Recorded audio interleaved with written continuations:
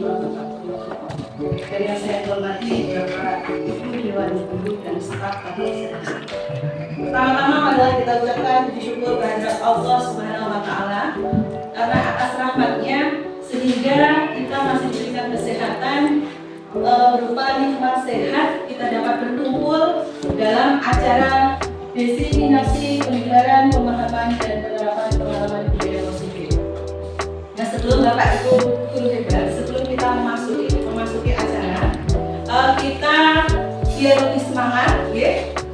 Ketika saya nanti bilang SMP Negeri 5 Sudimoro, Bapak Ibu menjawab dengan luar biasa, oke? Kita coba. SMP Negeri 5 Sudimoro, luar biasa. Sekali lagi, ya. SMP Negeri 5 Sudimoro, luar biasa. Langsung saja. Di sini saya akan menyampaikan tentang penyebaran pemahaman dan penerapan pengalaman budaya positif bersama saya Linda Sari, calon guru penggerak angkatan 8 SMP Negeri 5 Sudimoro, Kabupaten Pacitan. Nah, selanjutnya di sini ada konsep inti budaya positif. Yang pertama adalah perubahan paradigma belajar. Yang kedua disiplin positif. Yang ketiga nilai-nilai kebajikan. Yang keempat kebutuhan dasar manusia. Kelima motivasi perilaku manusia. Keenam posisi kontrol tubuh. Dan ketujuh keyakinan kelas. Kedelapan segitiga restitusi. Sebelum kita masuk ke pembahasan, saya ingin bertanya kepada Bapak Ibu guru hebat, apa itu budaya positif? Kita sekarang sudah di sini ada kata budaya positif. Menurut Bapak Ibu apa budaya positif? Ayo, Bapak Ibu, yang ada di benak Bapak Ibu guru semua tentang budaya positif itu apa? Oke, Pak David silakan. Jawab ya. Budaya itu adalah dari kata budaya, katanya budaya itu adalah kalau yang saya pahami hasil cipta rasa dan bangsa itu menurut seorang minta atau siapa itu. Nah, artinya budaya itu sebuah sebuah kegiatan, sebuah atau semua kegiatan yang itu dilaksanakan oleh lebih dari satu orang. Misalnya di sekolah ada budaya datang sebelum jam 6:30, berarti itu adalah ditradisikan untuk membudayakan atau membiasakan. Jadi, misalnya budaya untuk literasi, berarti dalam sekolah itu ada kegiatan tentang literasi. Jadi budaya itu orang kaitannya dengan sebuah kebiasaan. Lalu positif ya sesuatu yang baik dan sesuatu yang mempunyai nilai yang baik. Ya. Terima kasih Pak David. Tepat sekali jawaban yang disampaikan Pak David. Ada lagi Bapak Ibu guru? Ya Pak Cahya, silakan. Izin untuk mencoba menjawab ya. Kalau secara harfiah budaya positif, budaya itu kan artinya adalah suatu kebiasaan yang dilakukan oleh beberapa orang dalam suatu wilayah tertentu. Kalau misalnya di sini berarti ya di SMP 5 Sudimoro. Kemudian positif artinya kan tidak buruk, artinya hal-hal yang bersifat baik. Kalau kita jabarkan apa sih budaya positif itu? Menurut saya budaya positif itu adalah suatu kebiasaan yang dibangun dalam suatu lingkungan tertentu. Misalnya di sekolah kita di SMP 5 Sudimoro satu atap ini yang dapat mendorong atau mendukung proses belajar mengajar dari seorang guru untuk mengembangkan keterampilannya sendiri. Menurut saya seperti itu. Ya, terima kasih Pak Cahya. Chandra, kita berikan aplaus buat Bapak Ibu guru. Saya yakin ya Bapak Ibu guru SMP Negeri 5 Sudimoro ini Bapak Ibu guru yang hebat. Selanjutnya, nah di sini ada pembelajaran dengan paradigma baru, yaitu pembelajaran dengan paradigma baru merupakan pembelajaran yang dirancang berdasarkan prinsip pembelajaran berdiferensiasi sehingga peserta didik belajar sesuai kebutuhannya berdasarkan tahap perkembangan sesuai teori psikologi modern untuk mewujudkan profil pelajar Pancasila. Nah, untuk profil pelajar Pancasila ini sudah tidak asing lagi ya Bapak Ibu. Nah, di sini ada 6 dimensi. Yang pertama itu adalah apa Bapak Ibu? Bertakwa. Beriman. Ya, beriman, bertakwa kepada Tuhan Yang Maha Esa dan berakhlak.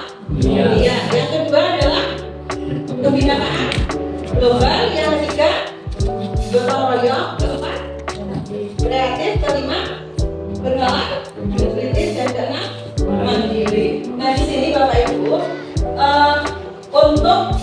penjelasannya mungkin semua sudah paham ya. Untuk beriman dan bertakwa itu kita kepada Tuhan yang Maha Esa. Di sini yang dinyatakan untuk gotong royong itu tidak hanya gotong royong dalam kebersihan sekolah, tapi gotong royong untuk kerjasama atau kolaborasi antara murid dengan murid, murid dengan guru, dan guru dengan guru.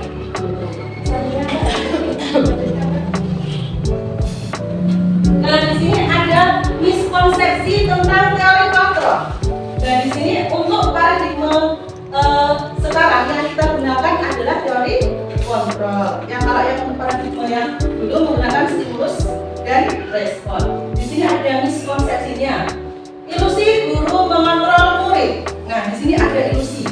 Mungkin saya sendiri atau Bapak Ibu guru itu kita sudah pernah mengontrol murid. Ketika murid itu berbuat kesalahan, kita langsung memberikan mereka sebuah pengertian dan mereka itu langsung mengikuti kita. Tetapi belum tentu ketika kita sudah lengah, murid itu bisa mengulanginya lagi ya.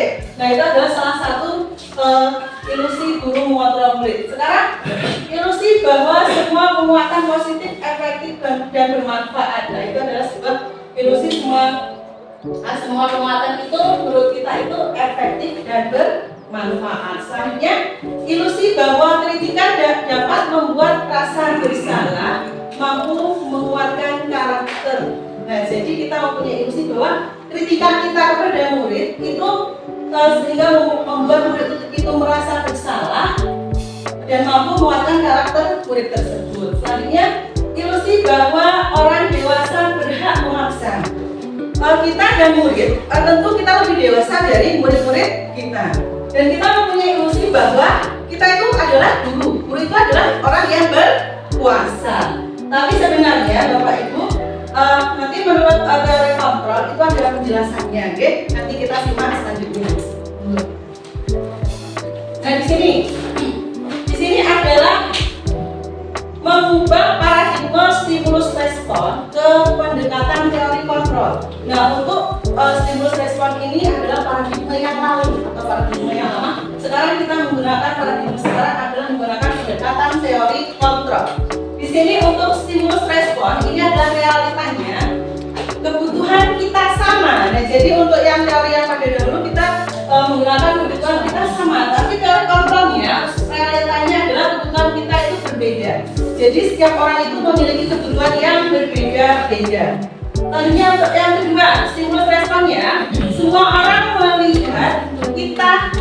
melihat hal yang sama. Nah, jadi untuk teori kontrolnya adalah setiap orang memiliki gambaran berbeda. Sekarang stimulus responnya, kita mencoba mengubah orang agar berpendapat sama dengan kita. Untuk teori kontrolnya, kita berusaha memahami pandangan orang lain itu tentang dunia. Selanjutnya, perilaku buruk dilihat sebagai suatu kesalahan. Selanjutnya, semua perilaku memiliki tujuan. Itu untuk teori kontrolnya. Selanjutnya, orang lain bisa mengontrol saya. Untuk teori kontrolnya, hanya Anda yang bisa mengontrol diri Anda, oke? Jadi orang lain itu sebenarnya tidak bisa mengontrol kita, tapi hanya diri kita sendiri yang bisa mengontrol kita. Selanjutnya, saya bisa mengontrol orang lain. Ini teorinya. Selanjutnya, Anda tidak bisa mengontrol orang lain. Selanjutnya, untuk stimulus responnya tadi, pemaksaan ada pada saat rujukan gagal. Nah, untuk teori kontrolnya, kolaborasi dan konseptual menciptakan pilihan-pilihan baru. Nah, di sini untuk stimulus responnya, model berpikir menang kalah. Untuk teori kontrolnya adalah model berpikir menang-menang. Nah, selanjutnya kan? Nah, di sini ada disiplin positif. Disiplin itu berasal dari kata disiplin yang artinya belajar. Jadi disiplin itu mengacu pada disiplin apa yang dilakukan terhadap nilai-nilai yang diyakini. Disiplin positif itu merupakan salah satu cara penerapan disiplin yang bertujuan untuk menumbuhkan kesadaran serta memberdayakan peserta didik tanpa imbalan atau penghargaan. Nah, jadi di dalam budaya positif itu kita tidak boleh melakukan suatu penghargaan atau memberikan imbalan atau penghargaan, reward ya, ancaman atau hukuman. Kita juga tidak boleh melakukan ancaman atau hukuman kepada peserta didik. Sebagai pendidik, tujuan kita adalah menciptakan peserta didik yang memiliki disiplin diri sehingga mereka berperilaku mengacu kepada nilai-nilai kebajikan universal dan memiliki motivasi intrinsik dalam perubahan perilaku ke arah yang lebih baik. Nah, jadi setiap siswa itu memiliki potensi, memiliki motivasi ekstrinsik dan intrinsik. Nah, jadi kita harus perlu mengembangkan motivasi intrinsik yang ada di dalam diri siswa. Biasanya mungkin saya sendiri sebelum saya mempelajari materi ini, yang saya terapkan kepada siswa itu adalah motivasi ekstrinsik. Jadi saya yang memotivasi siswa, bukan siswa motivasinya timbul dari dirinya sendiri. Saya sebagai contoh, mohon maaf ya Pak Kepala Sekolah. Misalnya ketika untuk diri kita, Bapak sekolah bukan rawuh ya. Nah, ketika diri kita belum memiliki motivasi intrinsik dari dalam diri kita, kita mungkin ada jam kita mungkin tidak masuk kelas, itu okay? Tapi ketika kita sudah memiliki motivasi intrinsik, walaupun tanpa kita disuruh atau tanpa kita ada paksaan, kita tetap menjalankan tugas kita tetap masuk ke kelas. Itu adalah motivasi intrinsik yang timbul dari dalam diri kita. Di sini ada nilai-nilai kebajikan, nilai yang disepakati bersama lepas dari suku bangsa, agama, bahasa maupun latar belakang. Contoh nilai kebajikan institusi atau organisasi. Nah, di sini ada profil pelajar Pancasila. Di sini adalah beriman dan bertakwa kepada Tuhan Yang Maha Esa, berakhlak mulia, berkebinekaan global, gotong royong, mandiri, kreatif dan bernalar kritis. Selanjutnya ada lagi organisasi yaitu namanya Ibo Primaries Program atau PYP. Di sini ada toleransi, rasa hormat, integritas, mandiri, penghargaan, antusias, empati, keingintahuan, kreatif, kerjasama, percaya diri, dan komitmen. Selanjutnya ada keterampilan hidup. Keterampilan hidup atau life skill. Ini dapat dipercaya. Selanjutnya lurus hati, pendengaran yang aktif, tidak merendahkan orang lain dan memberikan yang terbaik dari diri. Selanjutnya ini ada kebutuhan dasar manusia, yaitu kebutuhan dasar manusia adalah segala sesuatu yang kita lakukan untuk mendapatkan apa yang kita inginkan. Seluruh tindakan yang kita lakukan memiliki tujuan tertentu dan semua usaha terbaik yang kita lakukan adalah dalam rangka agar kebutuhan dasar kita terpenuhi dengan baik. Nah, di sini ada 5 kebutuhan dasar manusia. Yang pertama adalah bertahan hidup. Di sini bertahan hidup itu meliputi makanan, pakaian, tempat tinggal, keamanan dan kesehatan. Selanjutnya adalah kebutuhan kasih sayang dan rasa diterima. Di sini ada rasa diterima, dipedulikan, berbagi, kerjasama, menjadi bagian dalam kelompok. Selanjutnya tentang penguasaan, meliputi harga diri, keingintahuan untuk dianggap, memimpin, berprestasi, diakui dan didengar. Selanjutnya adalah kebebasan. Kebebasan meliputi mandiri, memiliki pilihan. Selanjutnya mencoba hal baru, mampu mengendalikan arah dirinya. Selanjutnya untuk kesenangan adalah bermain, terus humor, antusiasme, dan tertawa. Inilah Bapak Ibu 5 kebutuhan dasar manusia yang harus kita penuhi. Selanjutnya motivasi perilaku manusia. Motivasi perilaku manusia yang pertama ini untuk menghindari ketidaknyamanan dan hukuman. Nah, jadi biasanya untuk menghindari ketidaknyamanan atau hukuman itu menggunakan motivasi intrinsik, motivasi yang datang dari dalam dirinya orang lain, bukan dari dalam diri kita. Selanjutnya untuk mendapatkan imbalan atau penghargaan dari orang lain. Nah, jadi ketika untuk mendapatkan imbalan dari orang lain itu juga termasuk motivasi ekstensif yang datang dari orang lain. Selanjutnya untuk menjadi orang yang mereka inginkan, menghargai diri sendiri dengan nilai-nilai yang mereka percaya. Nah, ini adalah masuk ke dalam motivasi ekstensif. Nah, di sini ada hukuman. Ketika kita melakukan sebuah hukuman, di sini ada tidak terencana. Nah, jadi hukuman itu terjadi secara tiba-tiba. Jadi murid itu tidak tahu apa yang akan terjadi ketika mereka melakukan kesalahan. Secara otomatis mungkin seorang guru itu memberikan hukuman, jadi ini tidak terencana dan terjadi secara tiba-tiba. Selanjutnya murid tidak tahu apa yang akan terjadi, tidak dilibatkan. Nah, jadi murid kan tidak tahu apa yang akan kita lakukan untuk memberikan hukuman kepada mereka, karena itu terjadi spontan. Selanjutnya bersifat satu arah. Nah, jadi hukuman ini bersifat dari satu arah, hanya dari seorang guru saja. Selanjutnya berupa hukuman fisik atau psikis ya. Sekarang yang ada konsekuensi. Nah, konsekuensi ini meliputi terencana atau disepakati sesuai peraturan. Nah, jadi seperti peraturan sekolah yang ada di sekolah kita. Selanjutnya murid tetap dibuat tidak nyaman, tapi murid itu masih merasa tidak nyaman.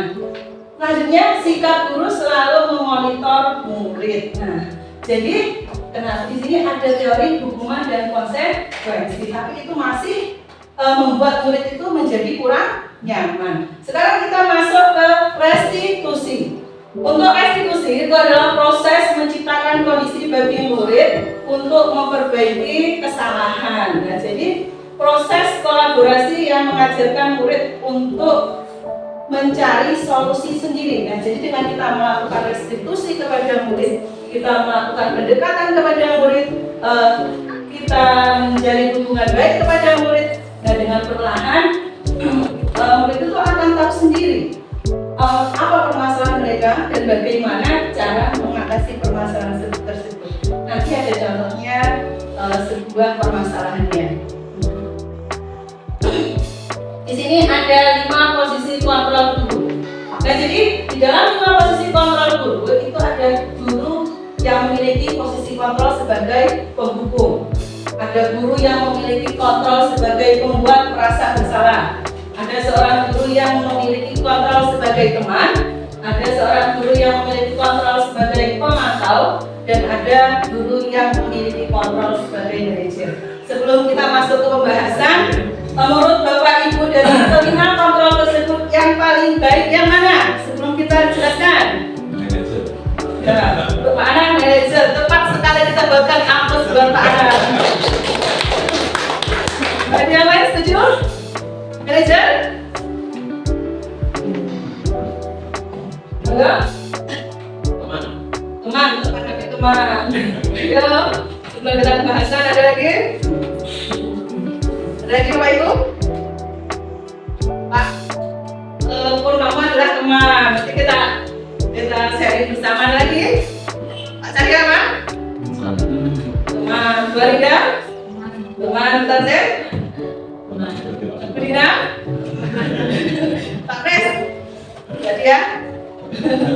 Bu Yun? Masuk ke teman? Kita lanjut sekarang pembahasan. Lanjutkan bagian. Nah, di sini ada contoh penerapan 5 posisi kontrol guru. Di sini ada sebuah kasus. Siswa tidak memakai atribut lengkap saat upacara bendera. Nah, jadi untuk posisi penghukum yang dilakukan adalah hormat pada bendera selama 1 jam. Untuk posisi pembuat merasa bersalah, berapa kali ibu bapak harus memberi tahu kamu selalu saja mengecewakan ibu bapak. Selanjutnya untuk teman, ayo dong ikuti aturan sekolah, tolong bantu ibu bapak ya. Sekali ini saja, biar tidak apa. Apalagi kali jangan dibuat seperti itu lagi ya. Nah, itu adalah posisi sebagai teman. Selanjutnya untuk pemantau, kamu sudah melanggar peraturan sekolah, kamu tahu konsekuensinya. Setelah upacara, kamu beli atribut demokrasi dan jangan diulangi lagi ya. Itu untuk posisi pemantau. Selanjutnya untuk manajer, apakah kamu tahu kesalahanmu? Kira-kira bagaimana kamu memperbaiki kesalahanmu? Nah, dari kalimat ini yang paling baik yang mana? Baik itu manajer ya. Lanjut. Kita masukkan keyakinan kelas. Bapak Ibu guru hebat. Kenapa kita menggunakan keyakinan kelas? Mengapa bukan peraturan kelas? Ada yang ingin menjelaskan? Kenapa sekarang ini kita harus menggunakan keyakinan kelas? Mengapa bukan peraturan kelas? Ada yang ingin menjelaskan? Ayo. Esensi mungkin sama ya. Nah, yang membedakan itu yang proses seperti itu. Diksinya yang diubah, tapi kontennya sama. Ya. Menurut saya. Ada lagi Bapak Ibu guru hebat? Mungkin teman-teman bisa mengaitkan dengan keyakinan kelas, Mas. Maaf ya. Jadi keyakinan kelas dengan peraturan dikaitkan dengan tadi itu 5 tipe. 5 tujuan dasar dan 5 kontrol serang guru. Ya, jadi masuk terkait sama. Jadi peraturan itu apa? Berarti peraturan. Oke. Ada lagi Bapak Ibu sebelum kita jelaskan? Mungkin kalau peraturan itu kan biasanya bersifat tertulis, di mana peraturan yang bersifat tertulis itu pasti ada hukuman atau sanksinya, Bu. Jadi apa boleh sekarang itu menggunakan hukuman? Jadi itu kalau keyakinan atau kesepakatan kan sesuatu yang bukan harus sih, yang lebih ditekankan untuk kita jalani bersama-sama gitu. Mungkin seperti itu. Terima kasih. Selanjutnya Ibu tepuk tangan. Sekarang di sini ada pembentukan keyakinan kelas. Mengapa kita menggunakan keyakinan kelas? Mengapa tidak peraturan kelas? Karena kalau kita sekarang menggunakan keyakinan kelas, itu keyakinan kelas adalah kita sepakati bersama-sama. Jadi di dalam keyakinan kelas itu tidak ada yang tersakiti ya, karena sudah kesepakatan bersama. Selanjutnya yang pertama adalah bersifat abstrak. Nah, jadi ini untuk yang kalimatnya kita misalkan kalimat yang penting-penting. Selanjutnya berupa pernyataan universal. Yang ketiga dibuat dalam pernyataan positif. Keempat sedikit saja agar mudah diingat. Kelima sesuai dengan kondisi kelas dan sekolah sehingga mudah diterapkan. Keenam warga sekolah, warga kelas dilibatkan saat membuat keyakinan kelas. Nah, jadi ketika membuat keyakinan kelas berarti semua siswa itu harus dilibatkan. Kita berikan sebuah kertas. Kalau mereka enggan bicara, jadi kita berikan sebuah kertas, nanti ditempel. Setelah itu kita bersama-sama kita bacakan dan kita buat, kita yakini bersama dan kita jalankan bersama.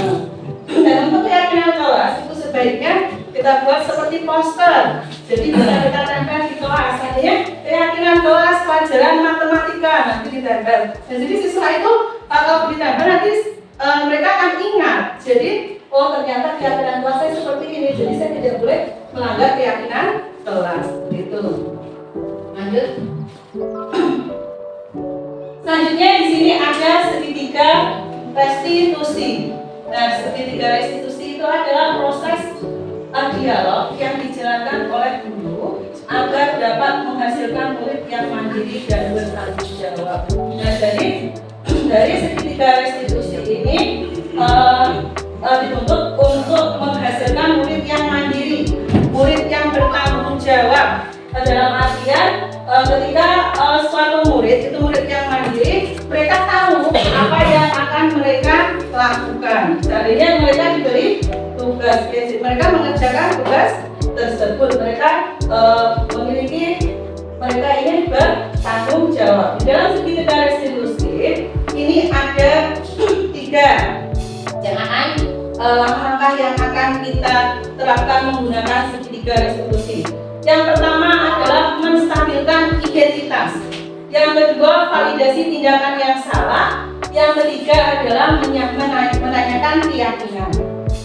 Nah, dari sini menurut Bapak Ibu, dari segitiga restitusi ini tahapannya apa yang sudah Bapak Ibu lakukan kepada murid, di mana apa hanya menstabilkan identitas atau validasi tindakan yang salah atau menanyakan keyakinan?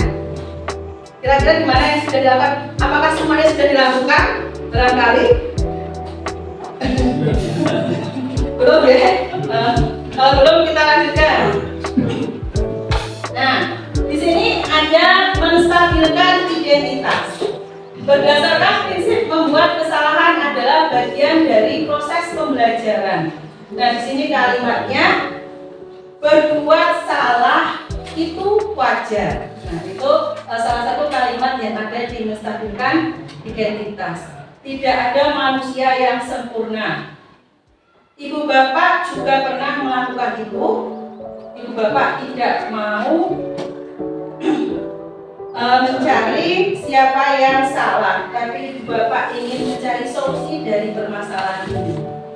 Kamu berhak merasa begitu. Nah, jadi ini ada sebuah kalimat langkah-langkah restitusi menstabilkan identitas. Nah, ini mungkin Bapak Ibu pernah melakukan kalimat-kalimat ini yang diterapkan kepada siswa-siswanya. Itu adalah Bapak Ibu guru telah melakukan salah satu dari segitiga restitusi, yaitu menstabilkan identitas. Selanjutnya di sini ada validasi tindakan yang salah.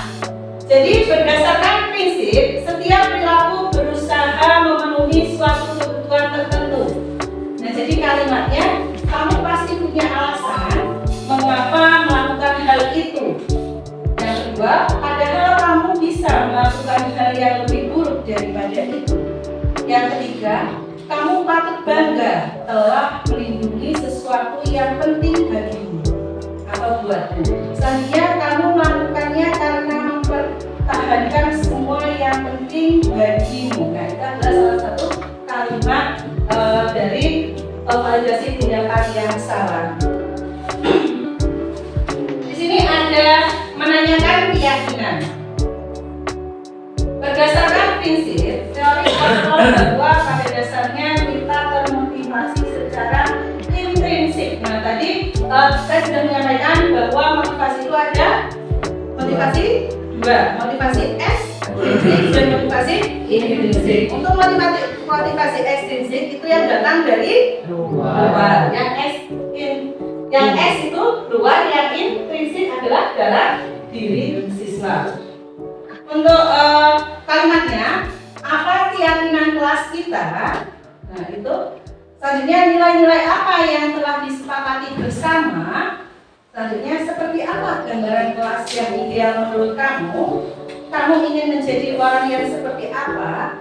Nah, jadi untuk menanyakan keyakinan ini kita adalah seperti kita menggali siswa itu agar muncul motivasi intrinsik dari dalam diri siswa.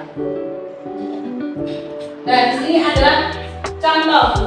Ada sebuah contoh penerapan segitiga restitusi yang telah saya lakukan kepada siswa untuk memenuhi suatu tugas. Ada sebuah tugas, kami melakukan sebuah restitusi. Soalnya tidak bisa dibuka.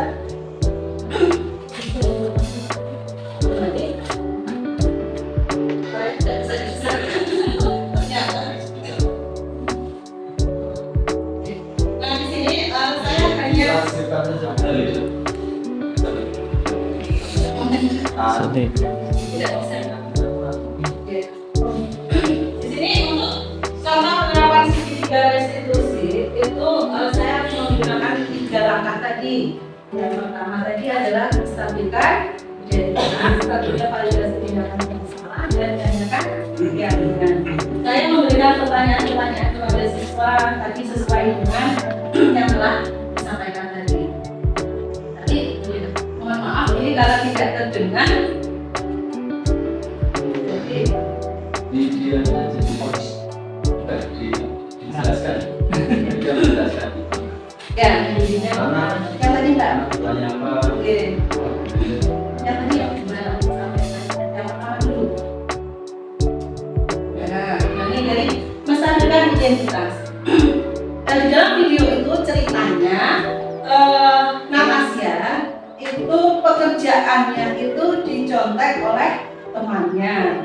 Nah mereka itu berkelahi di dalam suatu kelas.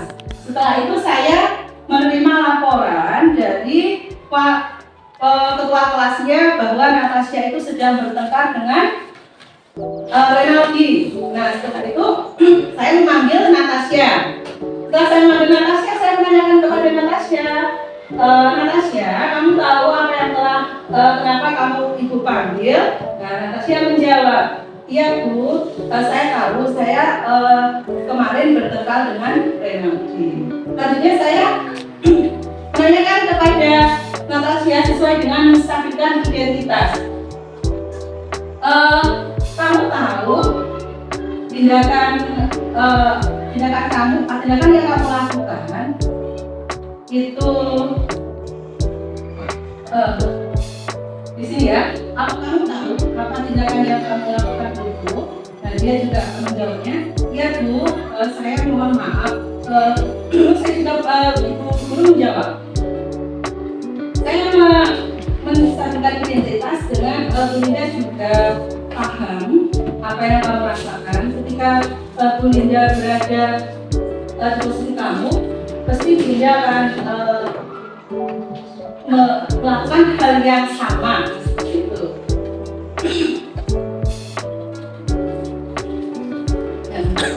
Selanjutnya menstabilkan tindakan yang salah.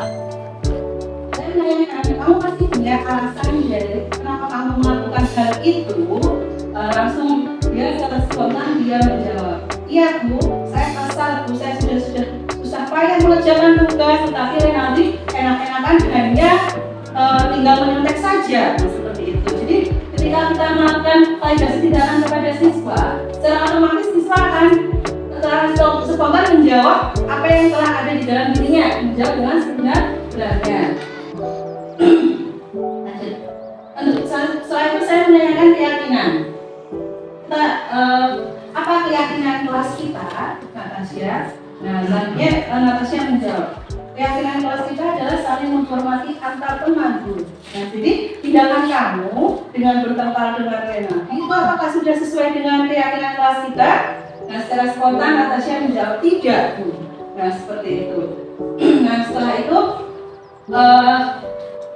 selanjutnya kamu keyakinan kelas itu menurut kamu penting tidak buat kita?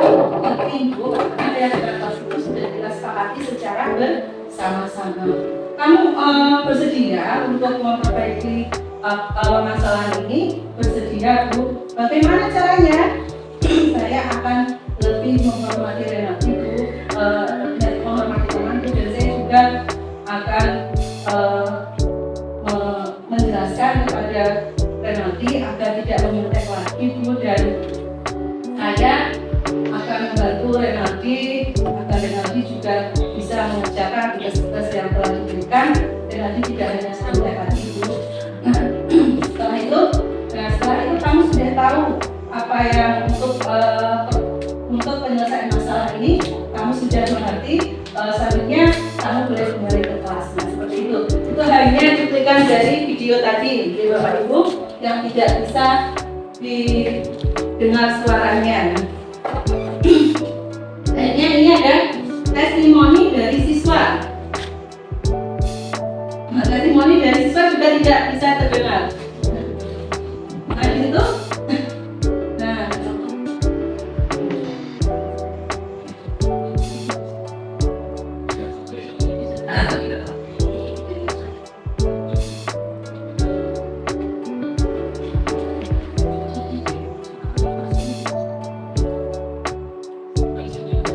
dari cuplikan testimoni siswa ini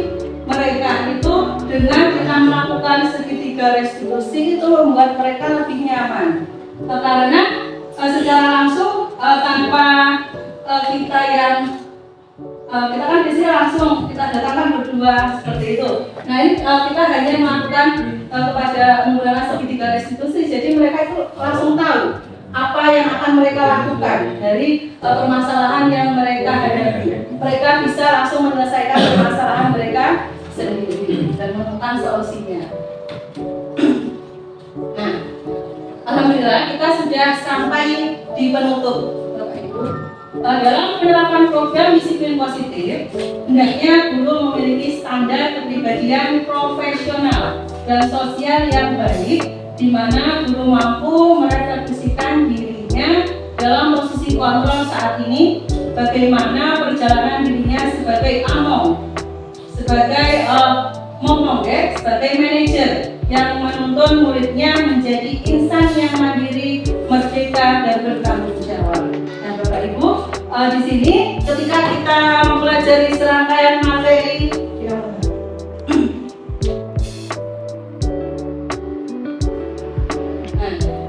ketika kita mempelajari serangkaian materi slide nomor 2, konsep inti budaya positif dari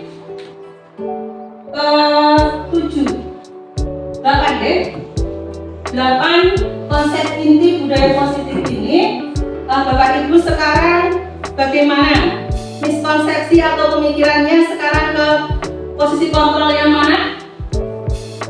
Ayo Bapak Ibu, dari apa yang telah disampaikan tadi, sekarang posisi kontrol yang terbaik untuk Bapak Ibu guru semuanya adalah posisi manajer. Nah, jadi kita sepakat di SMP Negeri 5 Sudimoro kita akan mulai menerapkan posisi kontrol manajer.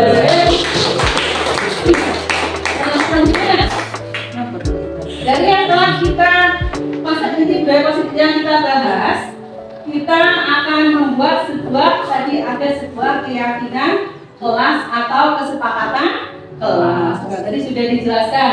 Nah, Bapak Ibu sepakat membuat keyakinan kelas atau kesepakatan kelas? Ayo. Kesepakatan kelas. Tidak ada kesepakatan atau keyakinan sama? Maksudnya kesepakatan atau peraturan deh. Untuk kesepakatan atau keyakinan itu sama? Mohon maaf. Untuk kesepakatan, keyakinan atau peraturan? Keyakinan atau peraturan? Keyakinan. Berarti SMP Negeri 5 Sudimoro sepakat mulai menerapkan keyakinan kelas. Nah, jadi untuk konsep sudah ya. Kita sudah. Terus restitusi tadi kita melakukan 3 tahapan segitiga restitusi. Terakhir. Nah, selanjutnya terima kasih Bapak Ibu guru. Semoga apa yang telah saya sampaikan hari ini dapat bermanfaat untuk Bapak Ibu semua. Saya akhiri. Mohon maaf jika saya dalam pengucapan kata atau saya banyak kesalahan, saya mohon maaf. Saya akhiri. Wassalamualaikum warahmatullahi wabarakatuh. Waalaikumsalam warahmatullahi wabarakatuh. Assalamualaikum warahmatullahi wabarakatuh. Perkenalkan, nama saya Cahya Purnama, guru pendidikan Pancasila di SMPN 5 Sudimoro 1 Atap, sekaligus rekan dari Ibu Linda Sari, calon guru penggerak angkatan ke-8. Saya sampaikan terima kasih kepada Ibu Linda Sari yang kemarin telah memberikan diseminasi kepada saya dan teman-teman, khususnya guru di SMP 5, sehingga kami dapat pengetahuan baru bahwa posisi ideal seorang guru itu tidak sebagai teman, tetapi sebagai manajer. Karena apa? Dengan sebagai manajer, siswa itu cenderung dapat mensolusikan masalah sendiri dan mencari jalannya sendiri untuk menyelesaikan masalah. Kemudian pengetahuan baru yang kedua adalah tentang peraturan kelas yang salah. Peraturan itu tidak bisa diterapkan, harus menggunakan kesepakatan kelas. Mengapa kesepakatan kelas? Karena dengan kesepakatan kelas, siswa itu cenderung aktif membuat kesepakatannya, diyakini dan diterapkan di kelasnya masing-masing. Itulah informasi-informasi yang dapat membantu kami untuk perbaikan di sekolah kami. Sekian, Assalamualaikum warahmatullahi wabarakatuh. Assalamualaikum warahmatullahi wabarakatuh. Perkenalkan, nama saya Sutarsi, guru IPA dan Prakarya SMP Negeri 5 Sudimoro, sekaligus teman sejawat dari Bu Indasari CGP Angkatan 8 tahun 2023. Kemarin saya mengikuti acara beliau, yaitu tentang diseminasi, dan saya sangat terbantu sekali dengan ilmu baru yang beliau berikan kepada kita, guru-guru SMP Negeri 5 Sudimoro, yaitu tentang keyakinan kelas atau kesepakatan kelas. Tadi pagi saya coba terapkan di kelas saya, karena saya bertindak sebagai wali kelas di kelas 9. Hal itu membawa dampak yang luar biasa bagi siswa-siswa saya dan juga saya. Mereka lebih aktif di dalam membuat kesepakatan bersama saya, dan itu murni keluar dari hati nurani mereka, dan mereka bahagia menjalaninya. Ternyata setelah saya tanyakan, dan juga mereka dengan sukarela membuat kesepakatan itu beserta konsekuensinya yang akan mereka lakukan jika melakukan pelanggaran kesepakatan yang telah kita sepakati bersama. Selain itu, kelas juga lebih aktif, mereka bisa saling menghargai antar teman, bertanggung jawab dengan apa yang menjadi kewajiban mereka, kemudian lebih aktif dalam proses pembelajaran. Itu ilmu yang saya dapatkan bersama dengan siswa-siswa saya setelah mengikuti acara diseminasi dari Bu Linda. Sekian, terima kasih. Wassalamualaikum warahmatullahi wabarakatuh. Halo, selamat pagi Ibu Bapak Guru IPA dimanapun berada. Perkenalkan, nama saya David Kristianto. Saya mengajar mata pelajaran bahasa Inggris di SMP Negeri 5 Sudimoro 1 Atap. Saya juga teman sejawat dari Ibu Lindasari, calon guru penggerak angkatan ke-8. Pada kesempatan kali ini saya ingin memberikan testimoni tentang apa yang sudah kami dapatkan dari diseminasi budaya positif yang disampaikan oleh Bu Lindasari beberapa waktu yang lalu. Yang pertama adalah tentang tugas guru yang selama ini ketika mengelola kelas lebih mengedepankan ke posisi sebagai teman terhadap siswa. Maka dengan adanya diseminasi budaya positif tersebut, kami mencoba untuk belajar menjadi seorang manajer di kelas. Ketika siswa mendapatkan masalah, ketika menghadapi situasi yang sulit tentang pelajaran atau tentang apapun juga problem-problem yang bukan mata pelajaran, kami menempatkan diri sebagai manajer, di mana sebagai seorang manajer ada segitiga restitusi itu yang sangat membantu dalam menyelesaikan setiap masalah. Nomor satu, segitiga restitusi itu adalah tentang identitas atau menstabilkan identitas. Yang kedua adalah menanyakan keyakinan, dan yang ketiga adalah validasi tindakan yang salah. Tiga hal tersebut adalah langkah-langkah ketika menjadi seorang manajer bagi siswa. Hal positif lain yang kami dapatkan dari diseminasi tersebut adalah tentang keyakinan kelas, bahwa keyakinan kelas adalah sebuah kesepakatan yang dibuat oleh seluruh anggota kelas, dalam hal ini siswa dan wali kelas, tentang apa saja yang menjadi kesepakatan dan apa saja yang tidak menjadi kesepakatannya. Bahwa sebelumnya kalau ada tata tertib, ada peraturan sekolah, itu merupakan ranah sekolah yang membuat, kemudian ada sanksi dan sebagainya. Namun dalam kesepakatan kelas atau keyakinan kelas itu, semua hal-hal diatur oleh ekosistem kelas tersebut. Jadi siswa dilibatkan dalam membuat keyakinan kelas, siswa dilibatkan dalam menggali seluruh apapun yang terjadi di kelas itu, lalu menuangkannya dalam aturan tertulis, dalam kesepakatan tertulis yang itu nanti dilaksanakan sebagai pedoman dalam melaksanakan kegiatan belajar mengajar. Tentu saja ini akan memotivasi siswa untuk memberikan yang terbaik karena keyakinan kelas itu merupakan produk dari mereka sendiri, bukan produk dari sekolah atau produk dari bapak dan ibu guru. Demikian testimoni yang bisa kami sampaikan. Semoga kita selalu dalam lindungan Tuhan dalam melaksanakan tugas yang mulia ini, mendidik dan mengajar bagi anak bangsa. Terima kasih.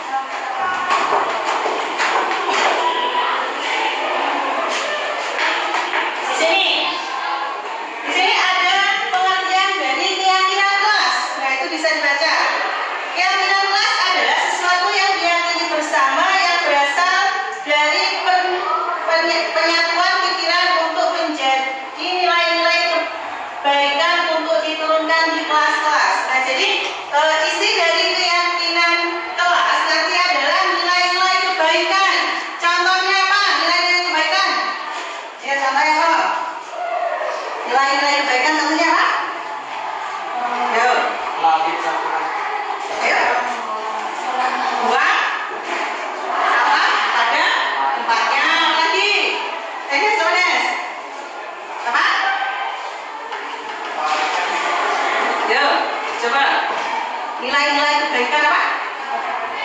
Ya, memakai atribut lengkap. Apa lagi? Ada lagi? Ya, coba. Coba kalau di kelas kita ini. Menaati peraturan. Ya, menaati peraturan. Peraturannya apa? Ayo. Ya, dengan peraturan nilai-nilai kebaikan. Contohnya apa? Ayo. Menghargai pendapat ya orang lain atau teman. Terus apa lagi? Saling menghormati antar teman. Terus apa lagi? Apa lagi ayo? Dan digunakan kalimat yang positif. Ayo apa lagi? Ayo. Sudah kan? Ada lagi? Nah, kita lanjutkan ya.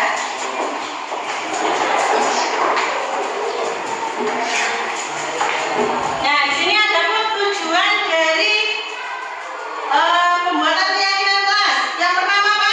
Silakan dibaca. Ya, bersama-sama menentukan.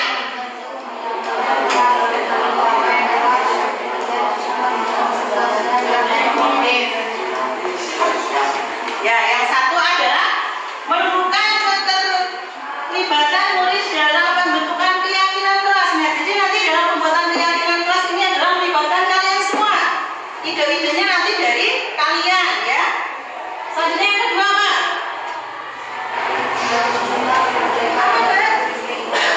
Ya, wujudkan merdeka belajar yang berpihak pada murid. Yang ketiga?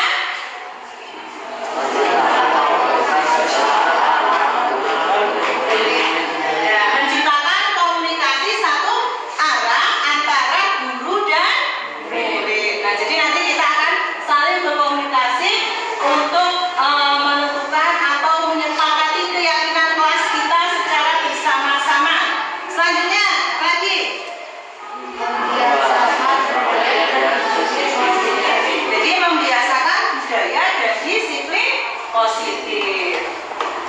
keyakinan lagi. Adapun cara merumuskan keyakinan, yang pertama apa caranya? Dibaca. Jadi nanti Bu Linda memberikan kalian kertas ya, ada kertas warna-warni, nanti boleh memilih kertas apa.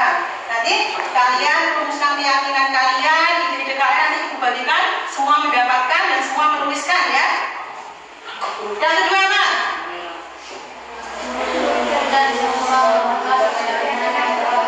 Ya, guru dan siswa mengulas keyakinan yang telah ditulis. Nanti Bu Linda siapkan di sini ide keyakinan kelas. Nah, jadi kalian semua nanti menempelkan ide-ide kalian di sini, ya. Nanti kita rumuskan bersama. Setelah kita rumuskan nanti keyakinan kelas kita tempelkan di sini, ya. Lanjut yang ketiga apa?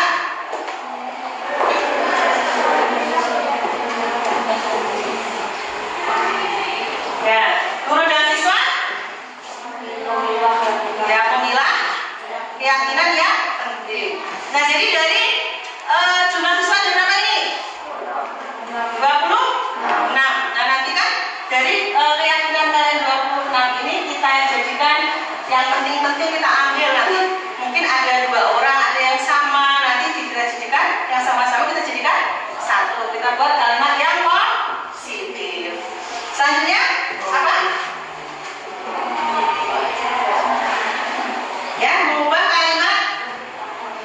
Ya, mengubah keyakinan kelas, kalimatnya itu ke kalimat yang positif.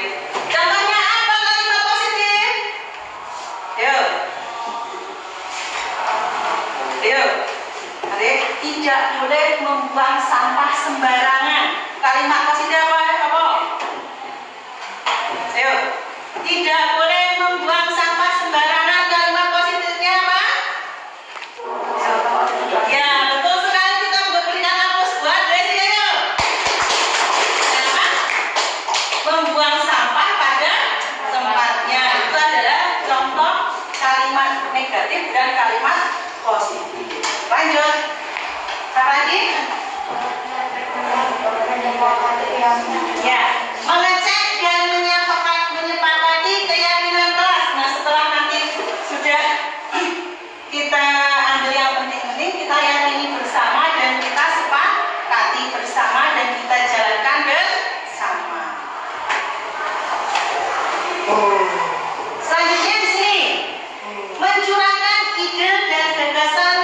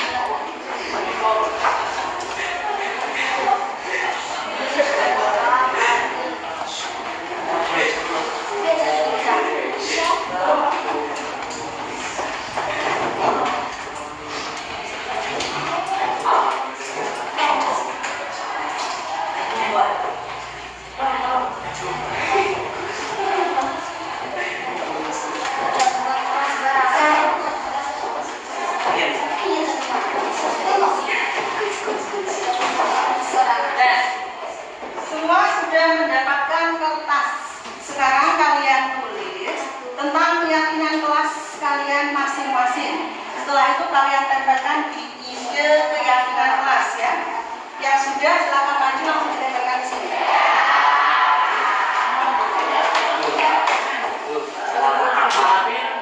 Sesuai hati kalian, warna apa? Mau warna kuning atau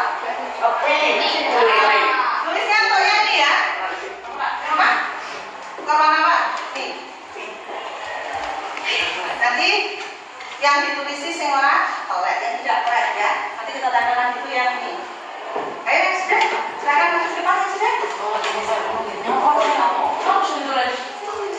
Ayo. Ya silakan.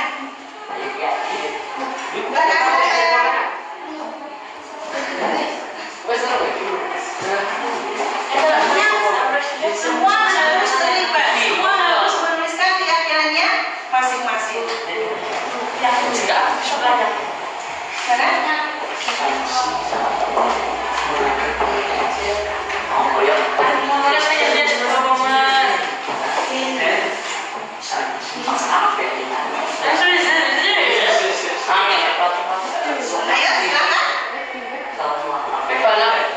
Maju ke depan ya sudah.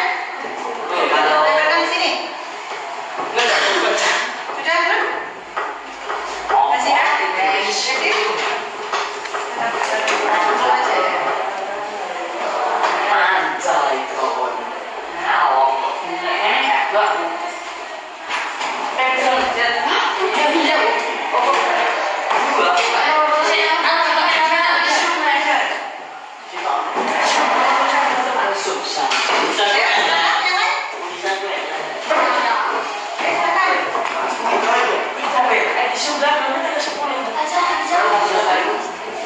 Ayo, ini baru 3 orang.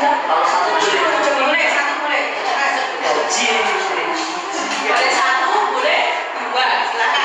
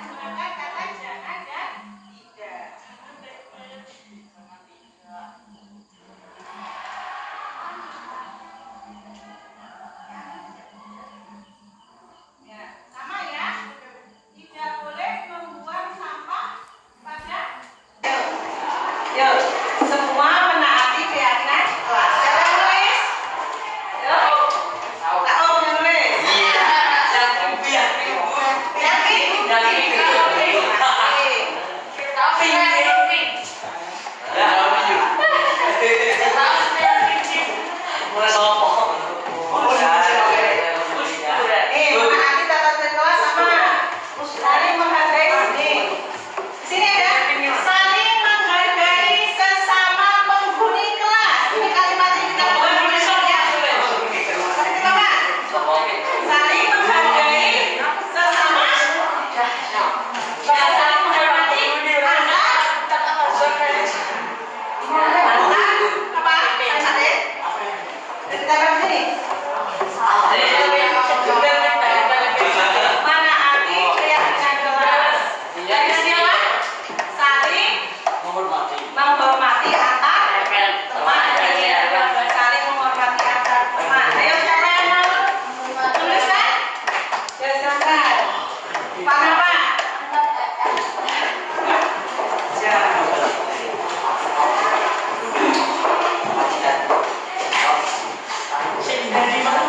Jadi sama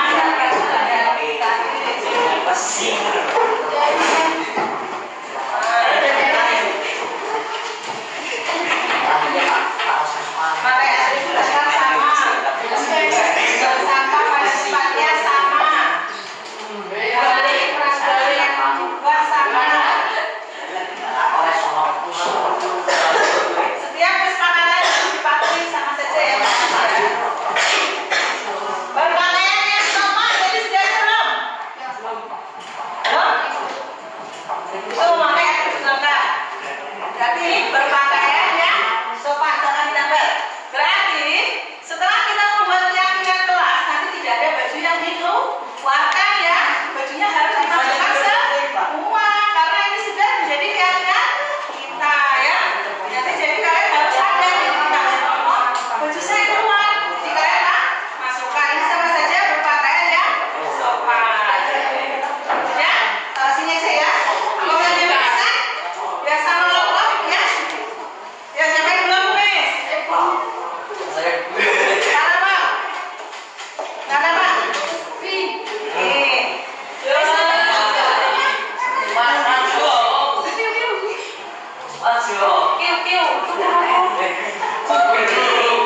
Ada lagi nih, didengarkan. Harus mengerjakan tugas yang diberikan guru. Ayo, kalimatnya ya. Bertanggung jawab ya. Kalian harus bisa bertanggung jawab. Jadi ketika ada tugas harus dikerjakan. Ayo siapa yang mau? Ayo, sudah tuliskan? Tiga. Orang lagi? Belum nih ya?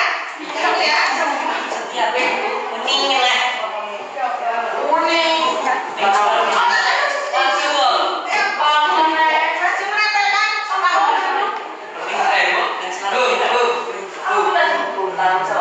Ya, pakai air gula tetap. Ini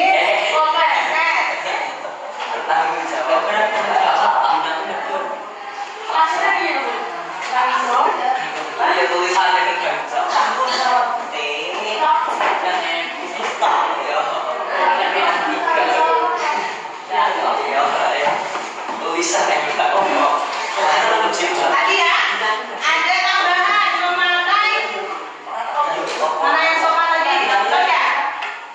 Berpakaian sopan tadi sudah? Berpakaian sopan itu siapa? Ayo yang berpakaian sopan itu siapa? Ini apa ya? Ya, iya berpakaian sopan. Berpakaian sopan sesuai jadwal. Tadi ya. Ya, lanjut. Sudah? Ada lagi yang perlu tambahkan? Dan kita lihat dulu ya dari kegiatan kelas kalian. Nanti kalau ada yang bilang bisa tambahin.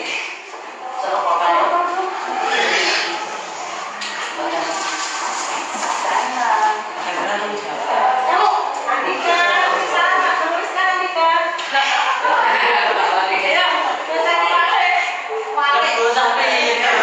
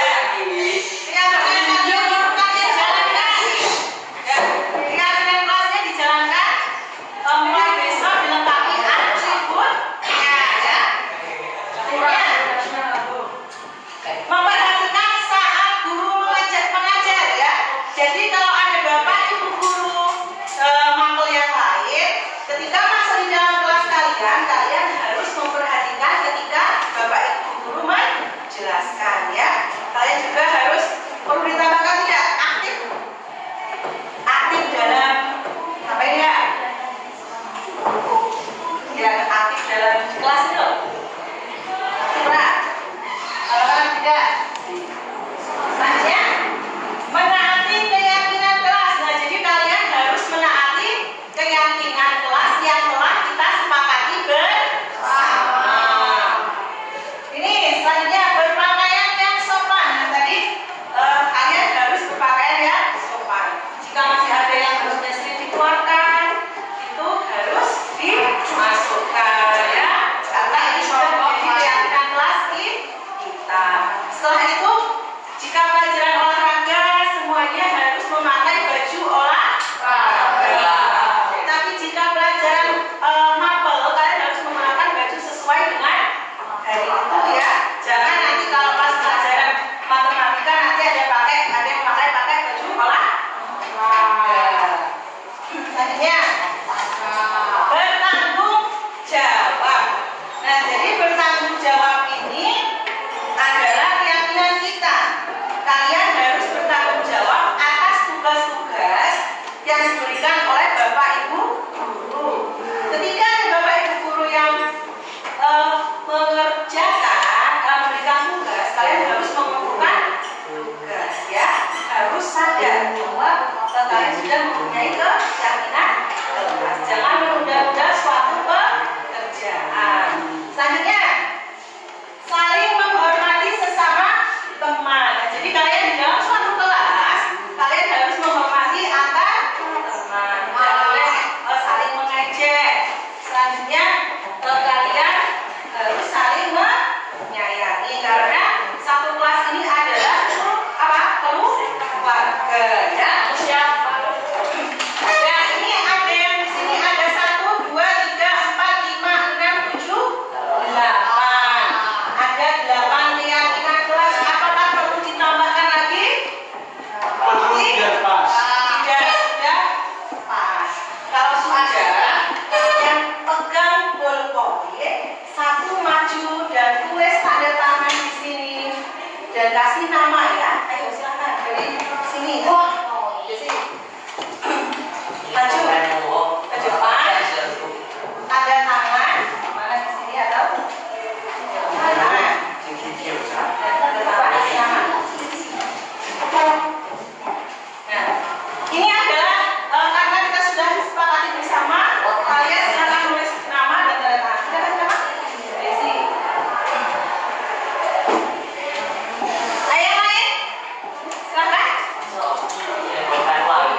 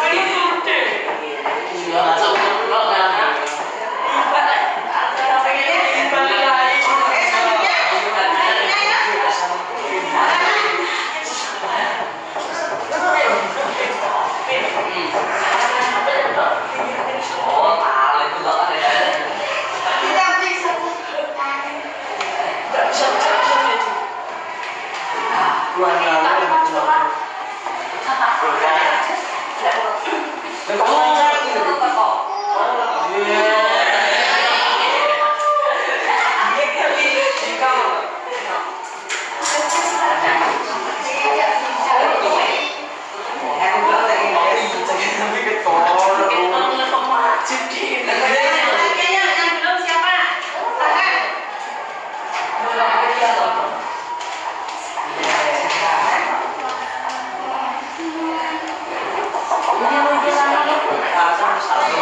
Thank you.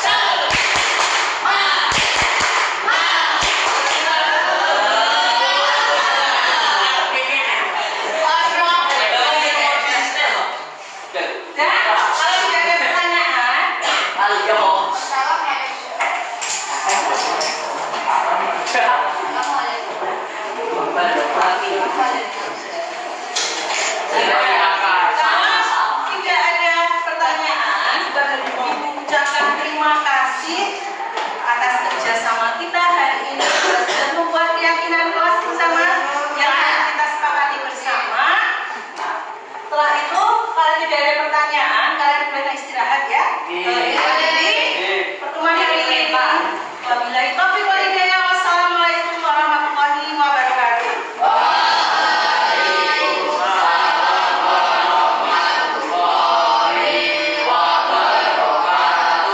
Sekarang boleh Desi. Assalamualaikum warahmatullahi wabarakatuh. Nama saya Desi Natalia, saya siswa kelas 8. Saya senang sekali membuat keyakinan kelas bersama Belinda dan teman-teman. Dengan keyakinan kelas membuat saya menjadi lebih bertanggung jawab. Sekian, terima kasih dan wassalamualaikum warahmatullahi wabarakatuh.